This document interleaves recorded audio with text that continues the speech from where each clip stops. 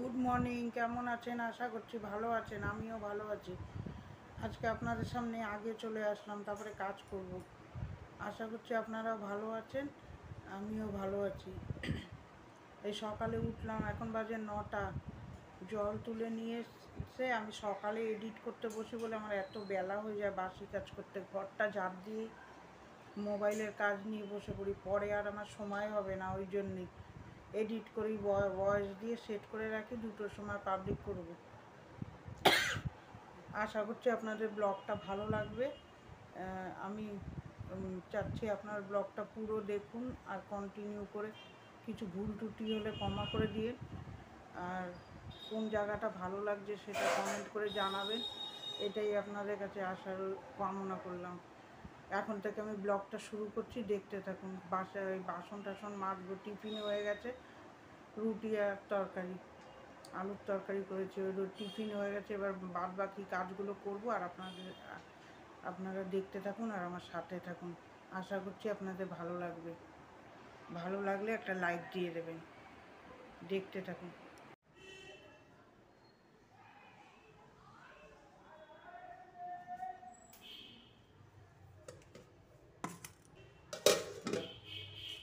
দেখলেন তো রান্নাঘরের অবস্থা। এখন এই বাসন টাসন মাজবো, টিফিনটা আগে বানিয়ে নিলাম। এবার গ্যাসটা মুছেই টিফিন বানিয়েছি, ঘরটা ঝাড় দিয়ে নিয়েছি, গ্যাসটা মুছে টিফিন বানিয়েছি। এবার বাদ বাকি কাজগুলো করব। ওই সকালে এডিট করতে হয় বলে আমার একটু বেলা হয়ে যায়, সকালে উঠে পারি না ঘরের কাজে হাত দিতে। ঘরটা খালি ঘুম দিয়ে উঠে ফ্রেশ হয়ে গ্যাসটা মুছে ঘরটা ঝাড় দিই, বাসন থাকে, এখন মাজবো আস্তে আস্তে। এখন থেকে কাজ শুরু করব, আর আমি ভিডিওতে সময় দিতে পারবো না, ওই জন্যই সকালে করি।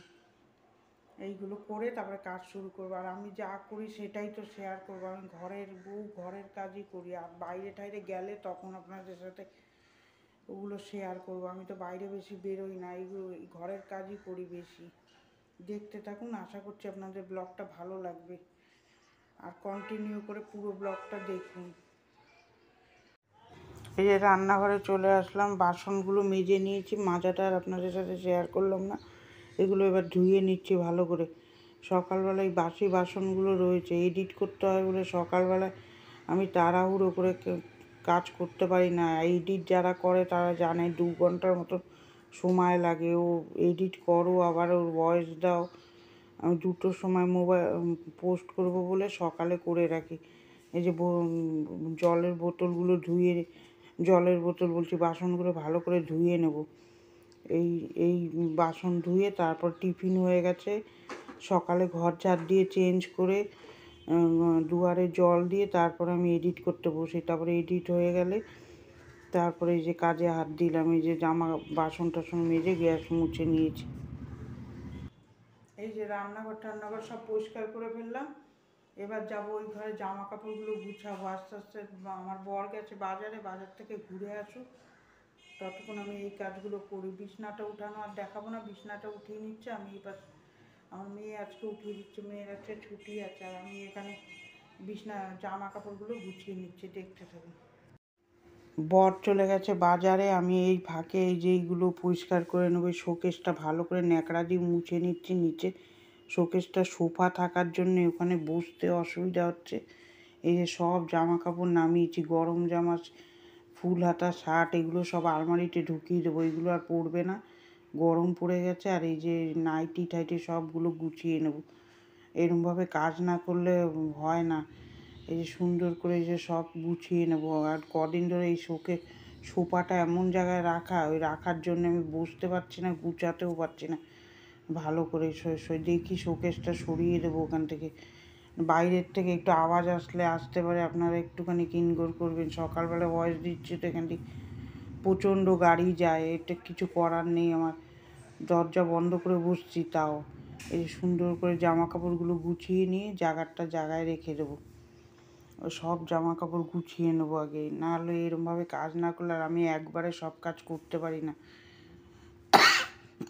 আমার তো ব্যবসা, রান্নাও করতে হয়, ওর সাথে সব খুলে নিয়ে বসলে কিছুই পরিষ্কার হবে না। যেটুকু করি একদম সুন্দর করে কাজ করি। এই যে গুছিয়ে নিলাম সব। এই যে এই আলমারিটার নিচটা পরিষ্কার করলাম, এখানে সোফা রাখার জন্য ওখানে বসে করতে পারছি না, খুব কষ্ট হলো করতে। এই যে গরম জামাগুলো, এই দেখুন গরম জামাগুলো আলমারিতে তুলবো ওগুলো, আর এগুলো কাচবো। এই যে কাচা তো শুরু হলো সবে, শীতের জামা কাপড়। এই যে বসেছিলাম এতক্ষণ, একটু টিফিন খেয়ে বসেছিলাম, বসে এই যে রান্না বসেছি, ডাল ভাত হয়ে গেছে, আলু ভাজবো, কুমড়ো আলু দিয়ে তরকারি করবো, আর বাটা মাছ বানাবো, দেখতে তখন আলু ভাজাটা বসাবো। এবার রান্নাঘরে চলে আসলাম, এখানে আলু ভাজা বসাবো আর ওখানে মাছ ভাজবো, বাটা মাছ নিয়ে এসছে, বাটা মাছ করব। কুমড়ো আলুর তরকারি হবে। তখন মোবাইল খুব ডিস্টার্ব করবে বলে আমি আপনাদের সাথে শেয়ার করতে পারবো না, মোবাইল ইয়েটা ভর্তি হয়ে যাবে, ওগুলো আবার কেটে তারপরে করতে হবে, শেয়ার করতে পারিনি। এই যে হলুদ লবণ দিয়ে মাছটা মাখাচ্ছি, এদিকে কড়াইতে তেল দিয়েছি, তেলটা গরম হোক, আলুটা ভাজা বসাবো। আপনাদের কাদের কাদের ভিডিওটা ভালো লাগছে কমেন্ট করে জানাবেন, ভালো লাগলে আমার পাশে থেকে যাবেন, আমার ছোট্ট পরিবারে আপনার সদস্য হয়ে থেকে যাবেন। এই সুন্দর করে যে আলুটা ভেজে নিলাম, এই আলুগুলো ভেজে নেব আর ওইদিকে মাছটা ভাজবো, দুই দিকে দুটো করবো, ওই জন্যে তাড়াতাড়ি হয়ে যায়। দুটো কড়াইতে যদি রান্না করা যায় বেশি সময় লাগে না, মাজতে হয় বাসন ঠিকই, কিন্তু তাড়াতাড়ি হয়ে যায়। এই একটা একটা করে রান্না করতে বসলে তাহলে আর আমি টাইমে বসাতে পারবো না, বসতেও পারবো না। এদিকে যে মাছটা ভেজে নেব, হলুদ নুন লাগিয়ে নিলাম। আমার বয়সটা একটু এদিক ওদিক হতে পারে, কেন আমার সর্দিতে গলার আওয়াজটা একটু এদিক ওদিক হচ্ছে। এই যে আলু ভাজছি, ওদিকে মাছ ভাজছি। তারপরে ওই যে ওখানে কুমড়ো আলুর ছক্কা করবো, আমরা তো ছক্কা বলি, আপনারা কি বলেন কমেন্ট করে জানাবেন। এখানে কুমড়ো আলু দিয়ে মাছের ঝোল করব, বাটা মাছ। এটা খেতে খুব ভালো লাগে, গরমের দিনে কড়াইতে একটু তেল দিয়েছি, রাঁধুনি ফোড়ন দিয়ে আলু আর কুমড়োটা একটু ভাজা ভাজা করে নেব, কোনো মশলা দেব না, কাঁচা লঙ্কা ফেলে দেবো, ফেলে দিয়ে হালকা ঝোল করব। এটা লেবু দিয়ে খেতে খুব ভালো লাগে। এই যে মাছের ঝোলও হয়ে গেছে, মোবাইলটা ডিস্টার্ব করলো বলে আপনাদের দেখাতে পারলাম না। কুমড়ো আলুর তরকারিও হয়ে গেছে, এই যে মাছগুলো দিয়ে দিচ্ছি, দিয়ে নাড়াচাড়া করে নামিয়ে দেবো, কোনো মশলা দেবো না। এরকম হালকা লেবু দিয়ে খেতে জাস্ট দারুণ লাগে। আর কুমড়ো আলুর তরকারিতে জিরা আদা বাটা, শুকনো লঙ্কার গুঁড়ো দিয়ে করেছি। আর দুপুরেতে লাঞ্চ মেনু ভাত ডাল, এই যে বাটা মাছের ঝোল করেছি, কুমড়ো আলুর তরকারি, ওই যে নিম পাতা ভাজছি। গরম পড়েছে, নিম পাতা খেতে খুব ভালো আর লাগবে। তারপরে চলে আসলাম এই যে বাসন মাজতে, কতগুলো বাসন হয়েছে, আমি তো রান্না করি আর মাজি, তারপর লাস্ট বাসনটায় যে খাবার টাবার তোলে ওই লাস্ট এই বাসনগুলো বেরোয়, এগুলো মাজবো আর ধোবো। এইগুলো মেজে নিলেই আমার মোটামুটি কাজ হবে। তারপরে গরম জল বসিয়েছি গ্যাসে, জামা কাপড়গুলো ভিজাবো। সারাদিন একটা রুটিনে থাকে কাজ। এইটা যদি সকাল দিয়ে চিন্তা করে নিয়ে নেওয়া যায় যে কিসের পরে কী কাজ করবো, তাহলে দেখবেন কাজের গুছটা আসে। এই যে রান্না করি আমি, দেখুন বসি উঠি, তার মধ্যেও কাজ করি, ওর মধ্যেই যেটুকু সময় কাজ করি একদম তাড়াহুড়ো করে করি, কিন্তু আমার ঘরে কোনো তেল কাজটা ভাব নেই, সুন্দর করে পরিষ্কার করে করি। তারপরে দেখলেন তো সকালে কত বেলায় রান্না বসালাম, ওরকম যখন করি তখন একদম তাড়াহুড়ো করে করি। আমি ওরকম এক নাগাড়ে কাজ করতে পারি না, একটু বসে বসে করি, কিন্তু যখন করি একদম স্পিডে হাত চালাই। এই যে এই গামলাগুলো সুন্দর করে ধুয়ে নিলাম, ধুয়ে কড়াইটা মাজবো। কড়াইটা আমার বরই ভালো করে ঘষতে পারি না, ওই জন্যে আমি ঘষি না বেশি একটা, আমার বরই করে দেয়। এই যে গামলাগুলো মেজে দিলাম, কড়াই ভীষণ কালি হয়, আমার বর যখন সময় পায় ভালো করে ঘষে দেয়। আমি এত এইখানে দাঁড়িয়ে পারি না, বসে মাজলে সুন্দর কড়াই পরিষ্কার হয়। আমি তাও কড়াই মাজতে পারি না ভালো, আমি তাও মেজে রাখি, মাঝে মাঝে সময় পেলে আমার বর ঘষে দেয় কড়াইটা। তারপর সুন্দর করে যে কড়াইগুলো মেজে নিলাম। এবারে যে মুখ ধোয়ার বেসিনটা ধোবো, বেসিনটা রোজই ধুই, আজকে আপনার সাথে শেয়ার করলাম। এই সামনের উপরে বেসিন, সাদা বেসিন, পরিষ্কার না রাখলে দেখতে ভালো লাগবে না। এই কলটাও আমি মেজে দিই ওর সাথে, এই কসবাইট দিয়ে। এখন ব্রাশ বেরিয়েছে, ব্রাশের থেকে হাত দিয়ে কসবাইট দিয়ে একটু সার্ফ দিয়ে ঘষে দিলেই সুন্দর পরিষ্কার হয় ব্রাশের থেকে। এই যে সুন্দর করে যে দেখুন পাশের টাইলসগুলোও ঘষে নিলাম। মোটামুটি সারাদিনই আমার এরকম কুটকাট কাজ থাকে। আর যত করবেন তত কাজ, আর না করলে কাজ থাকবেই না। এরকমভাবে থাকলে আমি এই যে এরকম সুন্দর করে ঘষে ঘষে একটু একটু করে করি। আমি একবারে পারি না, একবারে খুলে নিলে কাজও পরিষ্কার হয় না। এক এক দিন এক একটা করে করলে সুন্দর সব কাজ সুন্দর পরিষ্কার হয়। এই যে সুন্দর করে দেখুন এই যে ঘষে দিলাম ইয়েটা। এরকম সকালে উঠে আমার এডিট করতে হয় বলে আর একটু বেলা হয়ে যায়, আবার তারপরে আর সারাদিন আমি সময় পাবো না। আর রান্না থাকে আর এডিট করতে খুব মাথা খাটিয়ে করতে হয়, তো যখন তখন যেরমভাবে করা যায় না। ও যারা করে ব্লগ তারাই জানে। এই যে সুন্দর করে পরিষ্কার করে নিলাম। আপনারা কমেন্ট করবেন, কমেন্ট করলে আমার ভালোও লাগবে ভিডিওটা করতে, কীরকম হচ্ছে ভিডিও। আর ভিডিওটা আশা করছি আপনাদের ভালো লাগবে। এই যে এবার রান্নাঘরটা মুছে নেব। মেয়ে থাকাতে আমার খুব সুবিধা হয়েছে, দুটো ঘরও মুছে দিয়েছে, রান্নাঘরটাও মুছতে পারে না, আঠা থাকে তো। আমি সার্ফ দিয়ে ভালো করে মুছে নিই। দুটো ঘর মুছে নিয়েছি। মেয়ে থাকলে আমার আর অত ঝামেলা হয় না। ওই সুন্দর করে বিছনা টিছনা তোলে ঝেড়ে মেরে আমার মতন পরিষ্কার করে করে। দেখি বড় ঘরটাও ঝাড়বো, ধুলো পড়েছে। আমার আবার সময় হোক, তারপরে সময় বুঝে করতে হয়। আমার আবার ব্যবসার রান্নাও তো করতে হয়। রোজ একটু একটু একটু একটু করে করি, তাহলেই ঘর পরিষ্কার হয়। একদিনে সব করতে বসলে 2টো 2:30টা 3টে বেজে যাবে, ওতে পরিষ্কারও হবে না, তা অধৈর্যও লাগবে। অল্প অল্প করে করলে জিনিসটা সব পরিষ্কারও হয়। আর কাঁচা তো আমার রোজই থাকে। এই যে ঘরটা সুন্দর করে মুছে নিলাম। ঘরটা এই যে মোছা হয়ে গেলে তারপরে কাপড় কাচতে যাব।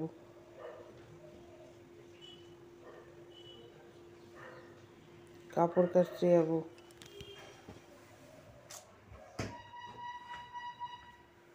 কাপড় কাচতে চলে যাব। এই দেখুন রান্নাঘরটা ভালো করে পরিষ্কার করে নিলাম। এই যে দেখুন এই যে সুন্দর করে কালকে তো পরিষ্কার করেছি, বেসিনটাও পরিষ্কার করে নিলাম।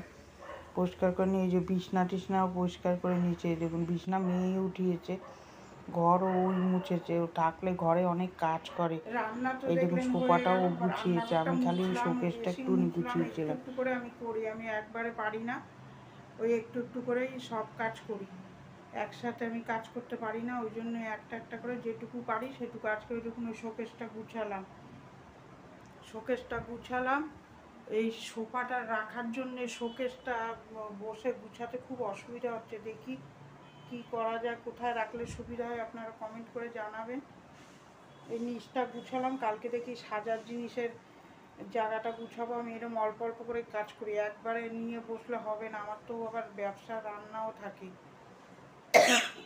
ওর মধ্যে শরীরটাও খুব একটা জুতের নেই। কাপড় গরম জামা কটা কাচবো এখন, গরম জল করে ভিজিয়ে একবারে সঙ্গে সঙ্গে কেচে দেবো। ওগুলো তো তুলতে হবে, কতদিন ঘরের মধ্যে জ্যাংলা, আমার ভালো লাগে না। আর এখন গরম পড়ে গেছে, ওগুলো রেখে দিলে ঘর পুরো জংলা, রোজ গুছাতে হয়। ওগুলো সুন্দর করে আলমারিতে গুছিয়ে রেখে দেবো। এখন আর সেরকম শীত পড়বে না গায়ে দেওয়ার মতন। আমার সাথে থাকুন, আমি এখন এই কাপড়গুলো ভিজিয়ে কাচবো, কেচে তারপর আপনাদের সামনে আসছি। আবার কেচে চান করবো। আর পুজো তো আমি দিতে পারবো না, আবার আমার বর দেবে কালকে বৃহস্পতিবার, ওই জন্যই আপনাদের সাথে শেয়ার করতে পারলাম না পুজো কারণ দিতে পারবো না কয়দিন। আমি জল ঢেলেই বিকালে এই অবস্থা। ঠাকুর তাও আমার জলটা নিয়েছে, ঠাকুর আমাকে ভালোবাসে বলেই জলটা নিয়ে বিকালবেলায় আর সন্ধ্যা দিতে পারিনি। এবার থেকে এই কয়দিন আমার বরই দেবে। দেখতে থাকুন ব্লগটা, আমি আসছি। আবার কাজ হয়েই গেছে, এখন খালি গরম জল করেছি, ওগুলো ভিজিয়ে কেচে মেলে দেবো, ব্যাস হয়ে যাবে। দেখতে থাকুন, আসছি আমি। আবার কাপড় কাচবো যখন, তখন আপনাদের সাথে শেয়ার করবো। জামা কাপড়গুলো ভিজিয়েছি, ভিজিয়ে যে কমফোর্ট দিয়ে ধোবো। কেন বলছি, আমার তো সঙ্গে সঙ্গে শুকাবে না, ভিজা গন্ধটা থেকে যাবে বলে এই যে কমফোর্ট দিয়ে। কাঁচাটা আপনাদের সাথে শেয়ার করিনি, এই যে ধুয়ে উঠাচ্ছে ওটা করলাম। আর গরম জামাগুলো উঠাবো তো কমফোর্ট দিয়ে ধুলে ভালো করে রোদে শুকিয়ে উঠালে পরের শীতে পরতে সুন্দর লাগবে। আমি কম্বলও ধুয়ে উঠাবো, না হলে ওইগুলো শীত পড়ে যাবে, তখন আবার কাচতে গেলে ঝামেলা হবে। ওই জন্য আমি ভেবেছি ওই কম্বল টম্বল সব কেচে উঠাবো। আমি প্রত্যেক বছরই কেচে উঠাই, শীতের সময় একটু রোদে দিয়ে নিলে তাহলে হয়ে যায়। একটু কম্বলটা আমি কাচতে পারবো না, আমার বর কাচবে। ওগুলো জলে ফেললে অনেক ভারী হয়ে যায়, আমি উঠাতে পারবো না। আগে পারতাম, কিন্তু এখন পারি না। এই রান্নাঘরে দেখলেন তো কাচলাম, পুরোটা তো আর দেখাতে পারলাম না। এবার কেচে মেলে দেবে আমার বর, আমি আর মেলতে পারবো না। অতগুলো কাচলাম, গরম জল দিয়ে ভিজিয়ে কিছু কিছু গরম জামাও উঠাবো এবার কেচে। কার কার ভিডিওটা ভালো লাগলো একটা লাইক দেবেন, আর আমার সাথে থাকবেন, সাবস্ক্রাইব করে আমার ছোট একটা পরিবারে থাকবেন। আর ভিডিওগুলো কীরকম লাগছে কমেন্টের দ্বারা জানাবেন, আর কিছু জানতে হলে কমেন্ট করবেন, আমি রিপ্লাই দেব। ভালো থাকবেন, সুস্থ থাকবেন। কালকে কীরকম নিঃশ্বাস উঠছে দেখুন, কালকে একটা নতুন ব্লগের সাথে আপনাদের সাথে দেখা হবে। শুভ দুপুর, টাটা।